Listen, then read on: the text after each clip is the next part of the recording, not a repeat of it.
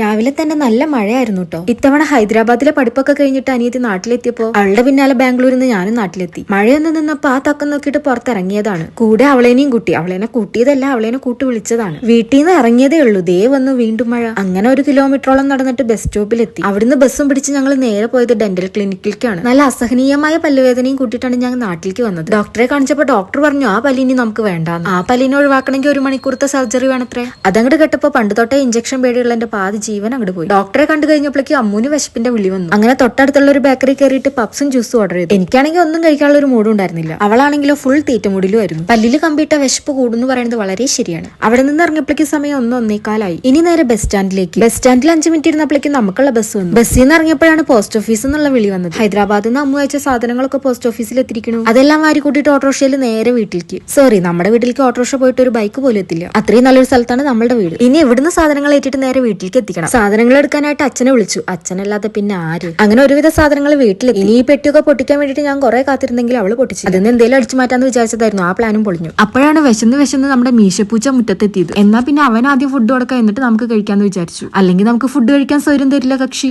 അങ്ങനെ തലേന്ന് വറുത്ത ഉണക്കമീനിന്റെ ചട്ടിയിൽ കുറച്ച് ചോറ് ഇട്ടിട്ട് കുഴച്ച് അവന് കൊടുത്തു. ഈ ആശാൻ ആക്ച്വലി നമ്മുടെ വീട്ടിൽ വളർത്തുന്ന പൂച്ചെന്നല്ല കേട്ടോ. ഇത്തിരി ചോറ് ഇതാ ചേച്ചി എന്ന് പറഞ്ഞിട്ട് എപ്പോഴോ വലിഞ്ഞു കയറി വന്നതാണ്. ഇപ്പൊ 4 നേരം ചോറിന്റെ സമയമാകുമ്പോ കറക്റ്റ് സമയത്തെത്തും. പിന്നെ ഇവന് മീശപ്പൂച്ച എന്ന് പേര് വെച്ചത് ഞാൻ തന്നെയാണ് കേട്ടോ. ശരിക്കും ശ്രദ്ധിച്ചാൽ മനസ്സിലാവും ഇവന്റെ മീശയുടെ ഭാഗത്ത് നല്ല കറുത്ത കളറാണ്. കണ്ട ശരിക്കും മീശ വെച്ച പോലെ തന്നെ ഉണ്ട്. അതുകൊണ്ടാണ് ഇതിന് മീശപ്പൂച്ച എന്ന് വിളിക്കുന്നത്. അങ്ങനെ കുഴച്ച ചോറ് പൊട്ടിയൊരു പാത്രത്തിൽ കൊണ്ടിട്ട് കൊടുത്തു. നമ്മളടുത്ത് നിന്നാലൊന്നും ആള് ചോറ് തൊടുകയില്ല. പിന്നെ ഞാൻ ചുമരിന്റെ പുറകിലൊക്കെ പോയി നിന്നിട്ട് അറിയാതെ വീഡിയോ എടുത്തതാണ്. അപ്പോഴേക്കും അച്ഛന്റെ പണി തുടങ്ങിയിട്ടുണ്ടായിരുന്നു. പിന്നെ രാത്രിയായപ്പോഴേക്കും വിഷുവിന് എടുത്ത് വെച്ചിട്ടുണ്ടായിരുന്ന പടക്കങ്ങളൊക്കെ ഞങ്ങൾ എടുത്തിട്ട് പൊട്ടിച്ചു. അങ്ങനെ വീട് മുഴുവൻ ഞങ്ങൾ പുകമയാക്കി.